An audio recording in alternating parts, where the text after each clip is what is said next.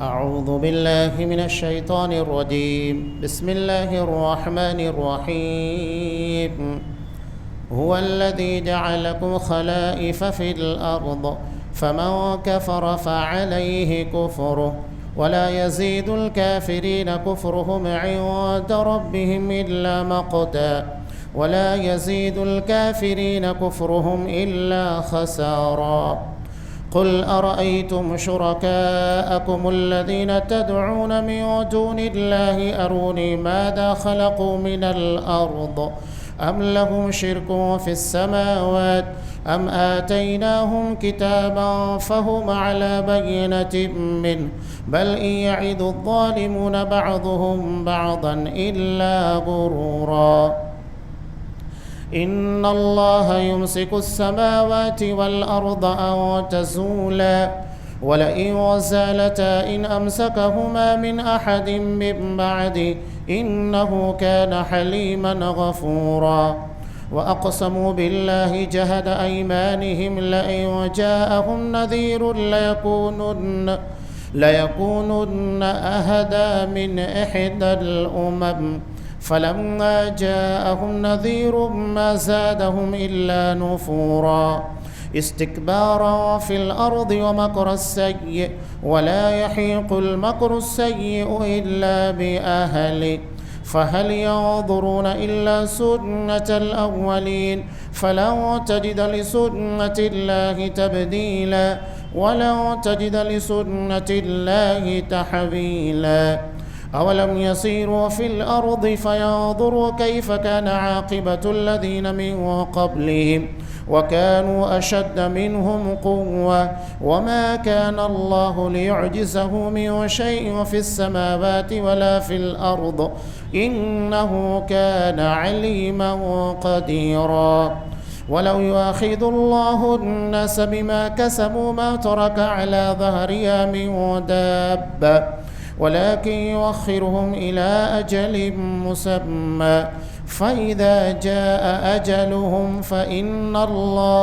فإن الله كان بعباده بصيرا.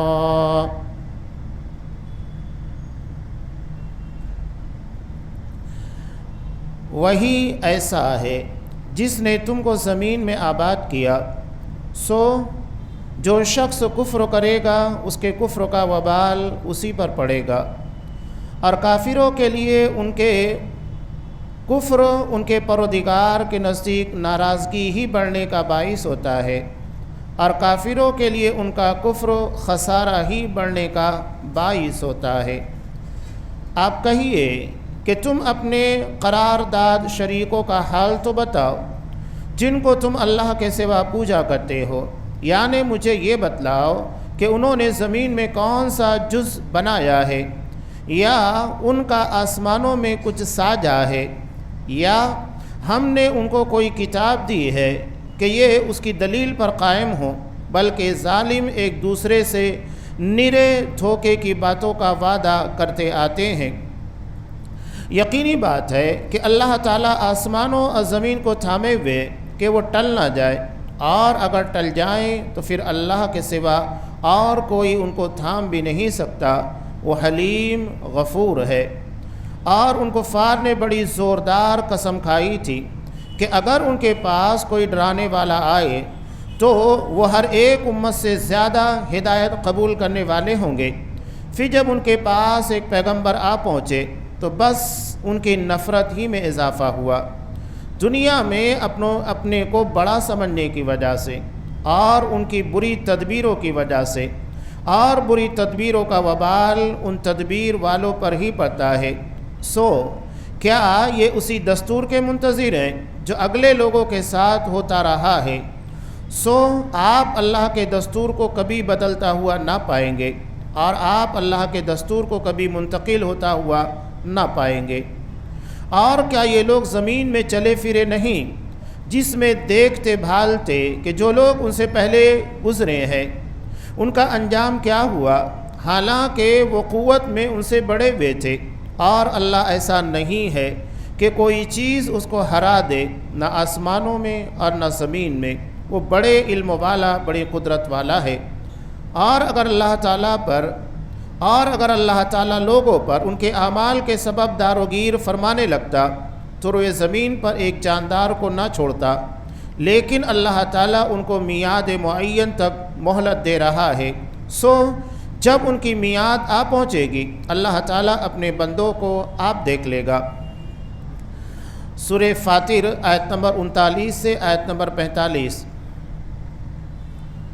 محترم حاضرین، عزیز ماں اور بہنوں، یہ سورہ فاطر کا بالکل اخیر حصہ ہے۔ یہاں پر سورہ فاطر مکمل ہو رہی ہے۔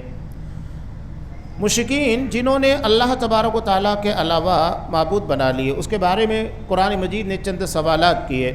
سب سے پہلے اللہ نے یہ بتایا کہ اللہ نے تمہیں زمین میں جانشین بنایا ہے۔ اب زمین میں جانشینی کئی اعتبار سے ہوتی ہے۔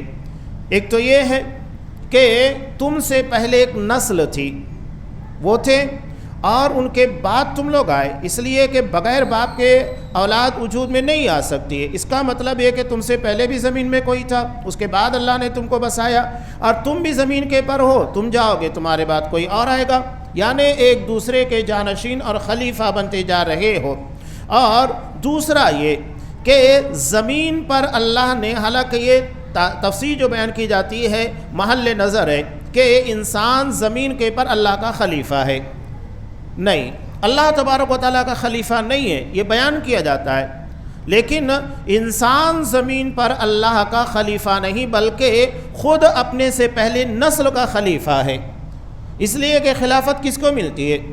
باپ کے مرنے کے بعد بیٹے کو ملتی ہے، یا مثال کے طور پر حضرت ابوبکر صدیق کی وفات کے بعد حضرت عمر فاروق، یعنی ایک کا وفات پا جانا دوسرے کی خلافت کا ذریعہ بنتا ہے، لیکن اگر پہلا وفات نہ پائے تو دوسرا خلیفہ بھی نہیں بنے گا، تو یہ اللہ کے لیے استعمال ہی نہیں کرنا چاہیے۔ تو یہ اس طریقے کا مطلب یہاں بیان کیا جاتا ہے، لیکن حقیقت یہ نہیں ہے۔ اور تیسری اہم بات ہے کہ اصل میں روئے زمین کا مالک اللہ ہے، تم نہیں ہو۔ تم سے پہلے جو لوگ تھے ان کا بھی مالک اللہ ہے، اور تم ہو، تمہارا بھی، تمہارے بعد قیامت تک جتنے آئیں گے سب کا مالک اللہ تبارک و تعالیٰ ہے۔ اب اگر کوئی شخص اللہ کا اس کے باوجود انکار کرتا ہے تو اللہ ایسے ظالموں کو صرف نقصان میں ڈالتا ہے۔ یہ اپنا نقصان کر رہے ہیں، ایسا نہیں ہے کہ اللہ کا نقصان کر رہے۔ کوئی یہ نہ سمجھے کہ اللہ تبارک و تعالیٰ کی عبودیت، اس کی الوہیت، اس کی بندگی کا انکار کر کے ہم اللہ تبارک و تعالیٰ کو کچھ نقصان پہنچا رہے ہیں۔ نہیں، اللہ کو کوئی نقصان نہیں پہنچا سکتا۔ یہ عبادات، یہ بندگی، یہ روزہ نماز، حج زکوٰۃ، یہ ہمارے اپنے فائدے کے لیے، اس سے ہم اپنا ذاتی فائدہ حاصل کرتے۔ اگر کوئی بندہ بلکہ روئے زمین کے پر کوئی بھی اللہ کی عبادت نہ کرے تو اس سے اللہ تبارک و تعالیٰ کی ربوبیت میں ایک ذرے کا فرق پڑنے والا نہیں ہے۔ یہ نہیں کہ ہماری عبادت و بندگی سے اللہ تبارک و تعالیٰ کا معبود ہونا ثابت ہوتا ہے، وہ معبود برحق ہے۔ ہم عبادت کریں یا نہ کریں، اسے مانیں یا نہ مانیں، وہ اپنی جگہ کے پر معبود حقیقی ہے، اس بارے میں کوئی اختلاف نہیں۔ اب جن لوگوں نے اللہ تبارک و تعالیٰ کا شریک بنایا، اللہ نے چند سوالات کیے۔ پہلا سوال یہ ہے کہ ذرا یہ بتاؤ کہ کیا انہوں نے آسمان و زمین کے اندر اپنا کوئی حصہ رکھا ہے؟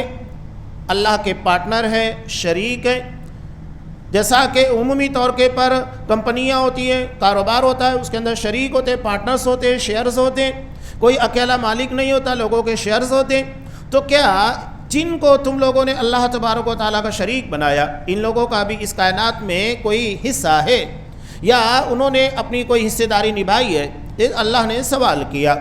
یا اللہ نے دوسرا سوال کیا کہ چلو ٹھیک ہے، اگر ان لوگوں کا ذاتی طور کے پر اپنا کوئی شیئر نہیں ہے تو کیا ان لوگوں نے اس کائنات کے بنانے میں کوئی تعاون پیش کیا کہ چلو اپنا کچھ ہیلپ کیا ہو، مدد کی ہو، اس کی بنیاد کے پر ان لوگوں کو کچھ کہا جائے؟ تیسری کہ اگر یہ بھی نہیں ہے کہ کیا اللہ نے کوئی دلیل نازل کی ہے جس کی بنیاد کے پر ان لوگوں کو حاجت روا، مشکل کشا مان لیا گیا ہے؟ جیسا کہ عام طور کے پر لوگوں کو دھوکہ یہی دیا جاتا ہے کہ دراصل اللہ نے ان قبر والوں کو، پیروں کو، ولیوں کو، بزرگوں کو اختیارات دیے کہ یہ بندوں کے معاملات حل کر سکے، روئے زمین کے پر اللہ کے نمائندے ہیں۔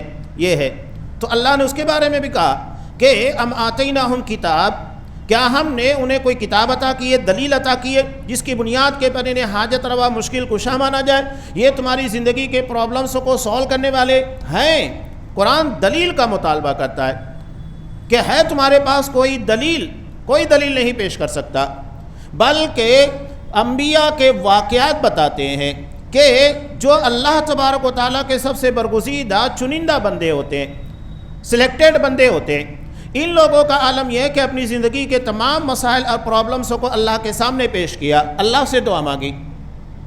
حضرت ابراہیم علیہ السلام آگ میں ڈالے جانے کے وقت حالانکہ فرشتہ وہاں موجود تھا، اس کے باوجود بھی اس کی ہیلپ لینا گوارا نہیں کیا، صاف کہا حسبنا اللہ و نعم الوکیل، میرے لیے میرا اللہ کافی ہے اور وہ بہترین کارساز ہے کہ جس اللہ کے لیے آج مجھے آگ میں ڈالا جا رہا ہے وہی میری حفاظت کرے گا، کسی کی مدد کوئی سہارا نہیں لیا۔ اس کے علاوہ حضرت ایوب علیہ السلام کہ ان کی زندگی میں ایک لمبا اور طویل پیریڈ گزرا بیماری کا، اس کے باوجود انہوں نے کبھی کسی کی ہیلپ نہیں لی اور نہ کسی سے مدد مانگی، بلکہ اللہ ہی سے دعا کرتے رہے انی مسنی الضر وانت ارحم الراحمین، کہ اللہ مجھے بیماری نے تکلیف نے آگے راہے اور تو بڑا رحم کرنے والا ہے، کوئی شکوہ نہیں، کوئی شکایت نہیں۔ یہ ہے زندگی اور انبیاء اکرام علیہ السلام کے واقعات جو بتاتے ہیں کہ حقیقت میں فرما روا مشکل کشا صرف اللہ ہے، اس کے علاوہ کوئی نہیں ہے۔ اللہ نے ان سارے معاملات میں کسی کو اختیارات نہیں دیے ہیں، تو قرآن وہی مطالبہ کر رہا ہے۔ قرآن کہتا ہے بل یعد الظالمون بعضهم بعضا الا غرورا، لیکن حقیقت تو یہ ہے کہ یہ ایک دوسرے سے نیرے دھوکے کی باتوں کا وعدہ کرتے آئے ہیں، حقیقت کچھ بھی نہیں ہے، صرف اللہ کے نام پر دھوکہ دیا جاتا ہے کہ فلاں قبروں کے پاس جانے کے بعد میرا یہ مسئلہ حل ہو گیا، میں اجمیر گیا تو میرا یہ مسئلہ حل ہو گیا۔ اب یہاں ایک بات اور بھی آتی ہے، عمومی طور کے پر مسلمانوں کا ایک بڑا طبقہ ہمارے شہر کا یہ بقرعید کی چھٹیوں میں یا عمومی چھٹیوں میں، لیکن بقرعید میں خاص طور سے یہ جاتے ہیں اجمیر کی درگاہ پر حاضری دینے کے لیے۔ کیوں جاتے؟ شرک کے مقام کے پر اگر آپ کا عقیدہ نہیں بھی ہے کہ ہمیں وہاں کچھ مانگنا نہیں ہے، دیکھنے بھی نہیں جانا ہے، وہاں آپ نیک کام کے لیے بھی نہیں جا سکتے کہ چلو ہم دیکھیں گے کیا ہے کیا نہیں ہے، نہیں جا سکتے۔ ابو داؤد کی اس روایت کو یاد رکھیے، ایک صحابی نے نبی کریم صلی اللہ علیہ وسلم سے کہا کہ میں نے بوانا نامی مقام کے پر اونٹ کو نہر کرنے کی نظر مانی ہے، تو آپ صلی اللہ علیہ وسلم نے پوچھا کہ کیا وہاں پر جاہلیت کا کوئی میلہ لگا کرتا تھا جس سے جاہلیت کی یادیں جڑی ہوئی ہیں؟ کہا کہ نہیں۔ کہا وہاں پر کوئی بت تھا جس کی عبادت اور پوجا کی جاتی تھی؟ کہا کہ نہیں۔ تو کہا کہ ٹھیک ہے جاؤ وہاں پر اپنی نظر کو پورا کرو۔ کیوں یہ آپ نے سوال کیا؟ حالانکہ وہ ایک نیک کام کر رہے تھے، اپنی نظر پوری کرنے کے لیے اونٹ کو نہر کرنا اور اس کے گوشت کو غربا مساکین کے درمیان تقسیم کرنا، لیکن آپ صلی اللہ علیہ وسلم نے دو سوال کیا کہ کیا وہاں پر کوئی بت تھا یا جاہلیت کا میلہ لگا کرتا تھا؟ جب انہوں نے کہا کہ نہیں، تب کہا کہ ٹھیک ہے اپنے اس عمل کو جو جائز ہے تم وہاں پورا کر سکتے ہو، یعنی اپنی جائز چیزوں کو آپ غلط جگہ کے پر پورا نہیں کر سکتے۔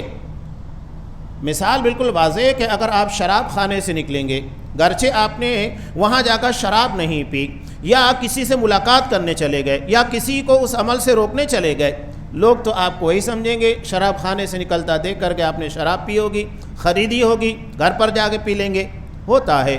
تو ایسی جگہ جانا بھی نہیں چاہیے۔ ہمارے یہاں بہت سارے لوگ ہیں جو جاتے ہیں زیارت کے اعتبار سے، ٹھیک ہے وہاں جا کر آپ دعا نہیں کر رہے، آپ اللہ کے علاوہ دوسروں سے نہیں مانگ رہے، تب بھی جانا غلط ہے، اس لیے کہ وہاں جانا ہی آپ کو مشرک بنا دیتا ہے، آپ مشکوک بن جاتے ہیں، نہیں جانا چاہیے، قطعاً نہیں جانا چاہیے۔ اور اگر ہمارے حلقے کا کوئی شخص وہاں جانے کی بات بھی کرے تو اس کو جانے بھی نہیں دینا چاہیے۔ آپ صلی اللہ علیہ وسلم نے اس بارے میں بہت سختی کی ہے، بلکہ آپ نے یہاں تک کہ کہا، ابن ماجہ کی روایت، شکوک اور شبہات سے بچنے کے لیے، خاص طور سے شرک اور بدعات کے معاملے میں، آپ صلی اللہ علیہ وسلم نے کہا کہ اگر کسی دسترخوان کے پاس شراب پی جا رہی ہے تو آپ وہاں کھانا نہیں کھا سکتے، گرچہ آپ شراب نہیں پی رہے ہیں، لیکن اس کے باوجود اس دسترخوان کے پر آپ کھانا نہیں کھا سکتے، ورنہ آپ بھی شک کے دائرے میں آ جائیں گے، پتہ نہیں آپ نے بھی پی ہوگی، آپ کس کس کا جواب دیں گے؟ تو بہتر یہ کہ اس مشکوک مقام سے اپنے آپ کو ہٹا لیں، وہاں بیٹھے ہی نہ، شکوک اور شبہات کی جگہوں سے اپنے آپ کو محفوظ رکھنا چاہیے۔ تو یہ صرف ایک دوسرے کو دھوکہ دیتے ہیں، ورنہ ہے کچھ نہیں۔ اس کے بعد آگے اللہ تبارک و تعالیٰ نے کہا کہ ایک مثال دی، ذرا غور کرو، اور اس معاملے میں اگر کوئی اللہ کے علاوہ غیر کی طرف ذرہ برابر بھی توجہ رکھتا ہے سب ختم ہو جاتی ہے۔ قرآن کہتا ہے ان اللہ یمسک السماوات والارض ان تزولا، اللہ نے آسمان و زمین کو تھاما ہے، رو کے رکھا ہے کہ وہ ڈھل جائے، زائل ہو جائے اور اپنے سسٹم اور اپنے نظام کو چھوڑ دے۔ آج فلکیات کے پر غور کیجئے گا، زمین اس کا ایک بہت معمولی سا حصہ ہے۔ ہم جس کہکشاں کے اندر رہتے ہیں اسے ملکی وے کہا جاتا ہے، اور اس کے اندر نہ جانے کتنے ستارے ہیں، بہت سارے ہیں۔ انسان جتنا زیادہ ان چیزوں پر غور کر رہا ہے اتنی زیادہ اس کے سامنے ساری تحقیقات، انکشافات آ رہے ہیں، تو ہم اس کا ایک معمولی سا حصہ ہے۔ زمین ایک چھوٹا سا حصہ ہے، اور یہ کائنات اتنی عظیم، اتنی وسعت پذیر ہے کہ اس کے بارے میں انسان تصور نہیں کر سکتا۔ پہلے لوگوں کا یہ اندازہ تھا کہ کائنات جتنی ہے اتنی ہے، اس میں کوئی اضافہ نہیں ہو رہا ہے، لیکن جیسے جیسے لوگ اس بارے میں ریسرچ کرنے لگے تو پتہ یہ چلا، قرآن مجید نے تو پہلے کہہ دیا تھا وَإِنَّا لَمُوسِعُونَ، کہ ہم کائنات کو اپنے ہاتھوں سے پیدا کرنے کے بعد اس میں وسعت کر رہے ہیں، نئے نئے ستارے، نئے نئے سیارے، نئی نئی کہکشائیں پیدا ہو رہی ہیں۔ اور ابھی سائنس جب اس بارے میں مزید تحقیقات کی، ٹیکنالوجی بڑھی، تو یہ اس بات کو ماننے کے پر مجبور ہو گئے کہ کائنات کی وسعت میں پہلے کے مقابلے میں کہیں زیادہ تیزی آ گئی ہے، یعنی تیزی کے ساتھ بڑھ رہی ہے، یہ عمل رفتار پکڑتے جا رہا ہے، تیزی پکڑتے جا رہا ہے۔ تو کائنات کی یہ وسعت انسان کو حیران کر دیتی ہے۔ اسی لیے قرآن آسمان کے بارے میں کہتا ہے، پہلے اللہ نے کہا افلا ينظرون الى الابل کیف خلقت، اس کے بعد اللہ نے کیا کہا والى السماء، آسمان کی طرف نگاہ اٹھا، اس کے بارے میں غور کرو کہ اسے کیسے رفعت اور بلندی عطا کی گئی ہے۔ غور کرنے والی بات ہے۔ تو انسان جتنا غور کرے گا اتنا اللہ تبارک و تعالیٰ کی خالقیت اور مالکیت کے بارے میں اسے یقین بتا جائے گا، اور یہ یقین دراصل اس کی توحید کو پختہ کرے گا کہ اللہ کے علاوہ کوئی ہے ہی نہیں۔ وہ رب کائنات جو اس کائنات کو اتنے شاندار طریقے سے بنایا، اس کو بڑھا رہا ہے، اس کو چلا رہا ہے، اس کو تھامے ہوئے ہے، تو اس کے علاوہ کون ہو سکتا ہے جو انسانی زندگی کے مسائل کو حل کر سکے، جو اتنی بڑی کائنات کے پر اپنا اثر رسوخ اور مکمل اختیار رکھتا ہے؟ وہ اللہ انسان کی زندگی کے چھوٹے چھوٹے مسائل کے لیے جو اللہ کی نگاہ میں کوئی حیثیت نہیں رکھتے ہیں، اس کے لیے کسی کو مشکل کشا بنائے گا؟ ناممکن چیز ہے۔ اللہ نے وہی چیز یہاں پر بیان کی وَلَئِن زَالَتَ إِنْ أَمْسَكَهُمَا، یہ آسمان و زمین کب کے فنا ہو چکے ہوتے اگر اللہ نے اس کو اپنے کنٹرول، اپنے تابع نہ رکھا ہوتا۔ یہ بہت بڑی بات۔ اور جب انسان نظام کائنات اور فلکیات پر غور کرتا ہے تو پتہ یہ لگتا ہے کہ تمام ستاروں کے درمیان ایک مخصوص فاصلہ ہے، وہ اپنے محور کے پر گردش کر رہے ہیں، اور اگر یہ اپنے محور سے رفتار زیادہ کریں یا رفتار میں کمی کر دے، فاصلے کے اندر کمی واقع ہو جائے، جیسا کہ سورج اور زمین کے درمیان کا ہے، تو اگر یہ فاصلہ کم ہو جائے تو زمین اتنی گرم ہو جائے گی کہ انسانوں اور دیگر جانوروں کے رہنے کے قابل نہیں رہے گی، اور اگر یہ فاصلہ بڑھ جائے تو زمین اتنی سرد ہو جائے گی کہ کسی بھی اعتبار سے انسان یا چرند و فرند کے رہنے کے قابل رہے۔ یہ میزان ہے جو اللہ نے برقرار رکھا ہے، تو ہر چیز کے پر غور کرنا ہے۔ وہی چیز اللہ نے یہاں پر لا کر بیان کی۔ اللہ نے دعوت توحید کو بیان کرنے کے بعد اب مشرکین مکہ کا ایک عمل پیش کر رہا ہے، اور اس تناظر میں ہر کسی کو غور کرنا چاہیے۔ قرآن کیا کہہ رہا ہے؟ مشرکین مکہ کہتے تھے وَأَقْسَمُوا بِاللَّهِ جَهْدَ أَيْمَانِهِمْ، ان کفار نے بڑی زوردار قسم کھائی تھی۔ کیا قسم کھائی تھی؟ کہ لَإِن جَاءَهُمْ نَذِيرٌ، اگر ہمارے درمیان کوئی ڈرانے والا، خبردار کرنے والا تھا، یعنی رسول، لَيَكُونُنَّ أَهْدَىٰ مِنْ إِحْدَى الْأُمَمِ، تو ہم تمام امتوں کے مقابلے میں سب سے زیادہ ہدایت یافتہ ہوتے، اس رسول کی اتباع کرنے والے، پیروی کرنے والے، اس کے مطابق چلنے والے ہوتے۔ لیکن نتیجہ کیا ہوا؟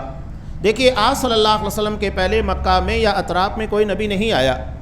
حضرت ابراہیم، حضرت اسماعیل علیہ السلام نے کعبۃ اللہ کی بنیاد رکھی، اس کے بعد سے کوئی رسول وہاں تھا ہی نہیں، اور وہاں تھوڑی سی آبادی تھی، وہ تو ایک بے آب ہو گیا چٹیل میدان تھا، جسے اللہ نے کعبۃ اللہ کی تعمیر کے بعد اور چاہ زمزم کے بعد اسے آباد کر دیا، اور وہ مسلسل اس کی آبادی بڑھتے جا رہی ہے۔ لیکن آپ صلی اللہ علیہ وسلم کے پہلے اطراف میں کوئی نبی نہیں بھیجا گیا تھا۔ تو اس بارے میں کہا کرتے تھے کہ اگر ہمارے درمیان کوئی اللہ کا نبی آئے گا تو ہم بہت عبادت کریں گے، بہت بندگی کریں گے، اس رسول کے کہے کے مطابق اپنی زندگی کو بنا لیں گے، ڈھال لیں گے۔ آج ہمارے درمیان بھی بہت سارے لوگ ہوتے ہیں کہ اگر میرے پاس پیسہ ہوتا تو میں یہ کر دیتا، میرے پاس علم ہوتا تو یہ کر دیتا، میرے پاس زمین ہوتی تو میں یہ کر دیتا۔ لیکن جب اللہ نوازتا ہے تو کیا واقعتاً ہوتا ہے؟ بہت ساری جگہ کے پر لوگ مطالبہ کرتے ہیں کہ اگر ہمارے پاس علماء ہوتے تو ہم یہ کام لیتے، ہم یہ کرتے، وہ کرتے، لیکن نہیں کرتے۔ اللہ جب اس چیز کی توفیق دے دیتا ہے تو نتیجہ اس کے بالکل برخلاف ہوتا ہے۔ تو یہ سوچنا چاہیے، ہم جس چیز کے بارے میں باتیں کر رہے ہیں کہ اگر ہمارے پاس یہ ہوتا تو ہم وہ کر لیتے، یہ کر لیتے، وہ کر لیتے۔ دیکھیے انسان کا سب سے بڑا سہارا اللہ تبارک و تعالیٰ پر یقین اور توکل ہے۔ کوئی یہ نہ سمجھے کہ اگر زندگی کی تمام تر آسائشیں ہمیں مہیا ہو اس کے بعد ہی ہم کام کریں گے۔ اصل امتحان بے سر و سامانی کے عالم میں کام کرنے کا ہوتا ہے۔ آپ صلی اللہ علیہ وسلم نے مکہ کے اندر جو کام کیا دعوت و تبلیغ کا، کیا آپ کے پاس وہ سارے ذرائع اسباب موجود تھے جو ہم چاہتے ہیں اور جس کی بنیاد کے پر دین کا کام تیزی کے ساتھ پھیل سکے؟ نہیں تھا، کیا۔ تو یہی اصل امتحان ہے۔ حضرت موسیٰ علیہ السلام فرعون کے واقعے میں اگر اللہ نے حضرت موسیٰ علیہ السلام کو تمام اختیارات دیے ہوتے جو فرعون کے پاس تھا تو کیا امتحان ہوتا؟ امتحان یہی ہے کہ آپ بے سر و سامانی کے عالم میں کام کریں، اللہ پر یقین کریں۔ حضرت ہاجرہ نے کوئی اسباب موجود نہیں تھا، اس کے بعد بھی صفا مروہ کی 7 مرتبہ سعی کی چکر لگایا، کوئی قافلے والا مل جائے، کوئی انسان نظر آ جائے، پانی کہیں سے مل جائے، اپنی تگ و دو کو چھوڑا نہیں۔ اسباب ہمارے لیے اہمیت نہیں رکھتے، اصل چیز اللہ پر یقین اور توکل ہے۔ اور اس کے بعد بندہ جب یقین کرتا ہے تو اللہ کہتا ہے وَمَن يَتَوَكَّلْ عَلَى اللَّهِ فَهُوَ حَسْبُهُ، کہ جو اللہ پر یقین کرتا ہے اللہ اس کے لیے کافی ہو جاتا ہے۔ ویسا یقین کامل ہونا چاہیے۔ تو یہ توکل اور یقین ہے۔ بہرحال مشرکین نے یہاں پر ایک بات کہی تھی تو قرآن نے کہا کہ جب ان کے درمیان نذیر آیا تو اس سے نفرت میں ہی اضافہ ہوا۔ جتنا زیادہ آپ ان کے سامنے قرآن کی تلاوت کرتے، جتنا زیادہ آپ ان کے سامنے معجزات ان ساری چیزوں کو رکھتے، اتنا زیادہ نفرت بڑھتے جاتی۔ یہ معاملہ ہے، مرض بڑھتا گیا جو دوا کی، یہ معاملہ ہوتا ہے۔ کیا ابو جہل کو پتہ نہیں تھا؟ ولید بن مغیرہ کو پتہ نہیں تھا؟ عقبہ بن ابی معیط تھے، بڑے بڑے سرداران قریش ہے، آپ صلی اللہ علیہ وسلم کی حقانیت اور صداقت کا علم نہیں تھا، یقین تھا۔ اس کے بعد بھی قرآن مجید نے کہا کہ انہوں نے ایسا کیا استکبارا فی الارض، زمین میں اپنے آپ کو بڑا رکھنے کے لیے، سرداری چودراہٹ کے لیے کہ لوگ ہمارے فالور رہیں، ہماری سنیں اور ہمارے کہے کے مطابق چلیں۔ ایسا نہ ہو کہ نبی کی تعلیم، نبی کے پر ایمان لانے کے بعد نبی کے ہو جائے۔ اور اللہ نے وہ مثال پیش کی، تمہاری سرداری اپنی جگہ پر رہ گئی، تمہارے اشاروں کے پر کسی نے اپنی جان قربان نہیں کی، لیکن نبی کے اشاروں کے پر اتنی بڑی تعداد جمع ہو گئی، ایک اشارے کے پر اپنے بیوی کو، بیوہ اور بچوں کو یتیم کرنے کے لیے تیار، اور وہ شہادت کو اپنے لیے خوش نصیبی سمجھا کرتے تھے۔ یہ معاملہ تھا۔ یہ آپ صلی اللہ علیہ وسلم کے جانثار صحابہ۔ دیکھیے انسان دنیا میں جو آزمائش آتی ہے اور جب اس میں کھرا اترتا ہے تو اللہ اس کے مقابلے میں کہیں بہتر جماعت عطا کرتا ہے۔ دیکھیے ابو جہل وغیرہ جو آپ صلی اللہ علیہ وسلم کے شدید ترین مخالفین میں تھے، عقبہ بن ابی معیط وغیرہ، ابو لہب جس نے آپ کی دعوت کے پر پتھر برسائے، اس کے مقابل اللہ نے کیا کیا؟ اب آپ کو ابو بکر صدیق عطا کیا جو آپ صلی اللہ علیہ وسلم کے پر ہمیشہ جانثاری کے لیے پیش رہتے۔ بلکہ ایک واقعہ بخاری کی روایت، حضرت ابو بکر صدیق رضی اللہ تعالیٰ عنہ کی جانثاری کا واقعہ اس سے سمجھ میں آتا ہے کہ ہر جگہ آپ نے ابو بکر صدیق کو اپنے ساتھ میں کیوں رکھا تھا۔ جب آپ صلی اللہ علیہ وسلم ہجرت کر کے قباء پہنچے، قباء پہنچنے کے بعد وہاں لوگ آتے جا رہے ہیں، اور چونکہ حضرت ابو بکر صدیق رضی اللہ تعالیٰ عنہ بالوں میں سفیدی زیادہ تھی، حالانکہ آپ سے چھوٹے تھے، لیکن بالوں کی سفیدی کی وجہ سے لوگ انہیں رسول سمجھ کر سلام کر رہے تھے۔ اور وہ آج کا زمانہ نہیں تھا کہ آئیڈینٹیفائی کر لیا جائے کہ کون کیا ہے، نہیں، انہیں پتہ ہی نہیں تھا کہ رسول کون ہے، محمد صلی اللہ علیہ وسلم کون ہے، ابو بکر صدیق کون ہے۔ اور آتے جاتے ابو بکر صدیق کو سلام کرتے اور بیٹھ جاتے۔ اس کنفیوژن کو نہ تو اللہ کے رسول صلی اللہ علیہ وسلم نے دور کیا، نہ ابو بکر صدیق نے۔ کیوں ایسا کیا؟ آپ کو تو فوراً کہنا تھا نا کہ ابو بکر صدیق اللہ کے رسول نہیں ہے، میں ہوں، میں محمد رسول اللہ ہوں۔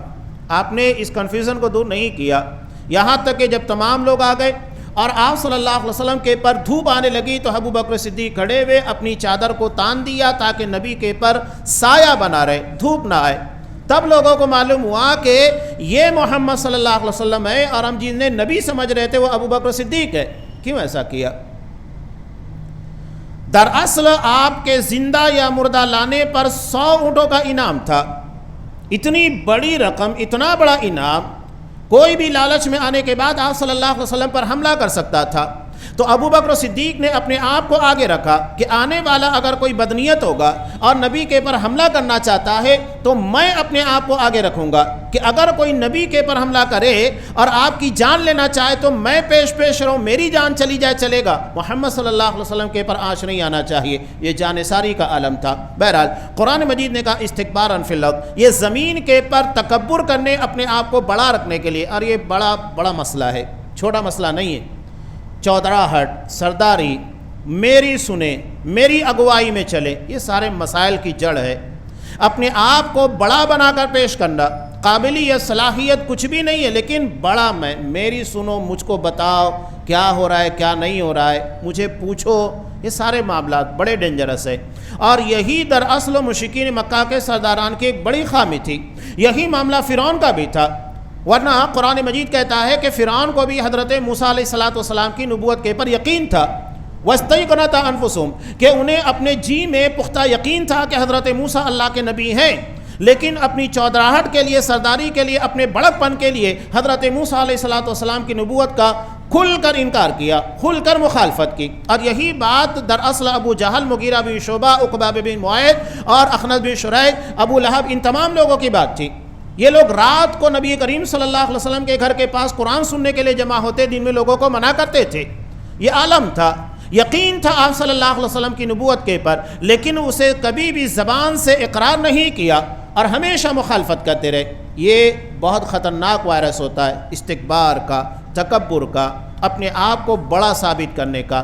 زمین میں فساد کی بنیادی وجہ یہی ہے، اپنے آپ کو بڑا ثابت کرنا، بڑا بنانا، میری سنیں، میرے کہے کے مطابق چلیں، یہ ساری چیزیں ہیں۔ علواً فی الارض، جو زمین میں بڑک پن چاہتے ہیں، یہ زمین میں فساد برپا کرتے ہیں۔ تو قرآن مجید کہہ رہا ہے وَلَا يَحِيقُ الْمَكْرُ السَّيِّئُ إِلَّا بِأَهْلِهِ۔ ہمارے یہاں کہتے ہیں نا، قرآن مجید نے کیا کہا؟ بڑے پیارے انداز میں کہا، بری تدبیروں کا وبال ان تدبیر والوں پر ہی پڑتا ہے، جسے ہم اپنی زبان کے اندر کہتے ہیں جو دوسروں کے لیے گڑا کھودتا ہے وہ خود اسی کے اندر گر جاتا ہے۔ تو بری تدبیر والے خود اسی کا شکار ہو گئے۔ نتیجہ کیا ہوا؟ ولید بن مغیرہ نبی کا شدید ترین مخالف، اپنی تھنکنگ پاور اور اپنی منی پاور، افراد کی قوت، ان تمام چیزوں کو استعمال کیا۔ قرآن مجید نے باقاعدہ سورہ مدثر کے اندر اس کے بارے میں اشارتاً کئی آیتیں نازل کی۔ انہ فکر وقدر، سوچا، تھنکنگ پاور کو استعمال کیا، وقدر، اندازہ لگایا نبی کی دعوت کو کس طرح روکا جائے۔ یہ ہے آج بھی ہمارے ہاں چور دروازوں سے درس قرآن ہے، خطبات ہے، کیسے کس کا روکا جائے چلتا ہے۔ یہ بھی دراصل مغیرہ بن شعبہ کے طرز عمل پر چلنے والے کہ کس طریقے سے کس کا درس روکا جائے، کس کا خطبہ روک دیا جائے، یہ سب وہی ہے۔ یہ مغیرہ بن شعبہ کے طرز پر چلنے والے لوگ ہیں، اس کو کمال سمجھتے ہیں کہ ہم نے فلاں جگہ درس بند کرا دیا، فلاں جگہ پروگرام بند کروا دیا، فلاں جگہ خطبہ بند کرا دیا، کمال سمجھتے ہیں کہ ہم نے بہت بھاری کام کیا۔ لوگوں کی ہدایت کے ذریعے کو بند کر دینا، گمراہی کے راستوں کو کھول دینا، انہیں توحید کے پن نہ لانے دینا، ان کے درمیان جو فتنے پنپ رہے ہیں اس سے لوگوں کو آگاہ نہ ہونے دینا، اسے کمال سمجھتے ہیں۔ مغیرہ بن شعبہ نے وہی کام کیا، اپنی تھنکنگ پاور کا استعمال کیا، لیکن نتیجہ کیا ہوا؟ اللہ نے اسی کے بیٹے کو، خالد بن ولید کو، اسلام کا محافظ بنا دیا۔ ابو جہل، جسے آپ صلی اللہ علیہ وسلم نے مرنے کے بعد کہا فرعون وہادی الامہ، میری امت کا فرعون ہے، نتیجہ کیا ہوا؟ اس کا بیٹا مسلمان ہوا اکرمہ، اور نبی کریم صلی اللہ علیہ وسلم کی نبوت کے تحفظ کے لیے اپنی جان قربان کر دی مسیلمہ کذاب کے خلاف۔ تو اللہ نے انہی کے گھروں کے اندر اسلام کے محافظین اور پاسبان پیدا کیے۔ وہی قرآن کہہ رہا ہے کہ بری تدبیر کرنے والے ہمیشہ اپنی تدبیر کا، سازشوں کا خود شکار ہوتے ہیں، اس کا شکار کوئی دوسرا نہیں ہوتا ہے۔ اب اخیر کی دو آیتوں میں اللہ تبارک و تعالیٰ نے کہا کہ یہ مشرکین مکہ جو بظاہر اپنے آپ کو بڑا پاورفل سمجھ رہے ہیں، قرآن نے پہلے دعوت فکر دی، اپنے سے پہلی قوموں کے حالات دیکھو۔ اولم یسیر فی الارض، قوم عاد ہے، قوم سمود ہے، بہت طاقتور تھے، تمہارے قریب میں رہنے والے، کیا ہوا؟ کسی کو ایک چیخ کے اندر برباد کر دیا گیا، حضرت جبرائیل نے صرف ایک آواز لگائی، نتیجہ یہ ہوا کہ سارے کے سارے گھٹنوں کے بل جگہ پر گرے ختم ہو گئے۔ جنہیں ناز تھا کہ ہم نے پہاڑوں کو تراش کر انجینئر کا شاہکار پیش کیا ہے، یہ مکانات کہاں ڈھہیں گے، لیکن اللہ نے ایسی موت دی، ایسا عذاب نازل کیا، سوچ نہیں سکتے تھے۔ تو قرآن کہہ رہا ہے اس کے بارے میں غور کرو، تم سے پہلے کی طاقتور قوموں کو اللہ نے کیسے تباہ کیا، وہ تمہیں بھی اسی طرح تباہ کر سکتا ہے۔ اس کے بعد سوال یہ ہوتا ہے کہ دنیا میں ان ظالمین کو ظلم کے باوجود بھی سزا کیوں نہیں ملتی؟ ہمارے سامنے اسرائیل ہے، غزہ کے مسلمانوں کے پاس ظلم و ستم کر رہا ہے، ایران ہے جس نے لاکھوں سنی مسلمانوں کو مارا اور ابھی بھی سازشیں کر کر اسرائیل کے ساتھ برابر وہ کھیل کھیل رہا ہے، لوگوں کو بیوقوف بنانے کی کوشش کر رہا ہے۔ اتنے بیوقوف نہیں ہے، دنیا کو بھی سمجھنے لگ گیا ہے کہ کس طرح اسرائیل کے ساتھ مل کر پٹاخے داغ کر تم مسلمانوں کو برباد کرتے ہو، سب کو پتہ ہے، کھلی ہوئی چیز ہے۔ بہرحال تو اتنا ہونے کے بعد ان ظالمین کو پکڑا کیوں نہیں جاتا؟ تو ایک بات یاد رکھیے، قرآن مجید نے کہا وَلَوْ يُؤَاخِذُ اللَّهُ النَّاسَ بِمَا كَسَبُوا، اگر اللہ لوگوں کے گناہوں کی پاداش میں ان کی پکڑ کرنے لگے تو روئے زمین کے پر کوئی زندہ ہی نہیں بچے گا، سب ختم ہو جائیں گے۔ سب تو گنہگار ہے، اور چھوٹے موٹے نہیں، بڑے گنہگار ہیں۔ کل بنی آدم خطا، آدم علیہ السلام کی تمام اولاد بہت گنہگار ہے، کوئی بچنے والا نہیں ہے، سارے کے سارے پس جانے والے ہیں۔ تو یہ قرآن نے کہا۔ ایک بات یاد رکھیے کہ دنیا دار العمل ہے، یعنی عمل کی جگہ ہے، دار الجزا نہیں ہے، یہاں پر بدلہ نہیں دیا جائے گا۔ ہاں کچھ ہلکے پھلکے انداز کا ہوتا ہے کہ اللہ کہیں پر کچھ عذاب نازل کر دے یا کسی کی ذاتی زندگی کے اندر اس کے اپنے کیے کرائے کے مطابق کچھ سزائیں دے دے، تو یہ اللہ کی طرف سے رحمت ہوتی ہے کہ اگر انسان کی زندگی میں آزمائش ہے، کوئی تکلیف ہے، تو اللہ تبارک و تعالیٰ در اصل اس کے گناہوں کو جھاڑتا ہے۔ یہ عمل صبر کرنے کی بنیاد کے پر گناہوں کی بخشش کا ذریعہ بنتا ہے، یا اللہ نے جنت میں ایک آدمی کا مقام طے کر رکھا ہے کہ میں اس بندے کو اس مقام تک لے جانا چاہتا ہوں، لیکن اس کی نیکیاں اتنی نہیں ہوتی ہے، تو اللہ اس کی زندگی میں اتنی آزمائشیں ڈالتا ہے تاکہ بندہ اس میں صبر کرے، کامیاب ہو جائے اور اس مقام تک پہنچ جائے جہاں اللہ اس کو لے جانا چاہتا ہے۔ تو یاد رکھیے دنیا دار العمل ہے، عمل کی جگہ ہے، دار الجزا نہیں ہے کہ یہاں ہر کسی کو اس کے عمل کا مکمل بدلہ دیا جائے۔ تو ظالم، اس کے بارے میں اللہ صاف کہتا ہے فَلَا تَحْسَبَنَّ اللَّهَ غَافِلًا عَمَّا يَعْمَلُ الظَّالِمُونَ، ظالم یہ نہ سمجھے اللہ ان کے عمل سے غافل ہے، سب اللہ کے ریکارڈ میں، اللہ کا علم کامل، اور جب وقت آئے گا، جزا کا وقت ہوگا، اللہ مکمل طور کے پر جو بدلہ ہونا چاہیے وہ اسے دے گا۔ اللہ ہر بندے کے عمل کے پر مکمل نگراں ہے۔ یہاں پر الحمدللہ سورہ فاتر مکمل بھی، اور اس کے بعد انشاءاللہ آئندہ درس سے سورہ یاسین کا آغاز ہوگا۔ اللہ سے دعا ہے کہ اللہ ہمیں قرآن کے احکامات کے مطابق چلنے، اور خاص طور کے پر جو عقیدہ قرآن پیش کرتا ہے اس عقیدے کے مطابق اپنی زندگی کو ڈھالنے کی توفیق دے، اور ہر قسم کے استکبار سے محفوظ رکھے۔ آمین۔ وآخر دعوانا ان الحمدللہ رب العالمین۔